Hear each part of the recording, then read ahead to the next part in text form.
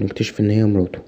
وبارود بيقولها ان شكلك تعبان وبيشيلها ويدخلها الأوضة وبنعرف ان هو متجوزها عشان اخوها غلط معاها. بعد كده بنشوف بارود قاعد مع ابوه وبيقول لابوه انه عارف ان ودى البنت دي المستشفى. وبنعرف معلومات مهمة، هي ان بارود اسمه الحقيقي رؤوف ويكون ابن غير شرعي لسليم العاد. وبنشوف اخوه صحى وجاي يقعد وتقريبا كده بيعامل بارود بطريقة وقحة. وبعد كده بنشوف أمينة وهي في عزا ابوها وصاحبتها بتوريها فيديو لرؤوف وهو بيوديها المستشفى وبتقوله هو ده اللي قتل ابوها. هو بيكون مش باين في الفيديو، بتقولها ان ابوها كان ماسك عليهم زلة وانهم خافوا عشان كده بعتوا رؤوف علشان يقتله. وبنروح لبارود وبيكون قاعد مع ابوه، بنكتشف انه بيدفن مراته لانها قالت له ان بارود كان بيحاول معاها وانه مكانش قدامه غير خيارين، انه يصدقها يا اما يقتلها.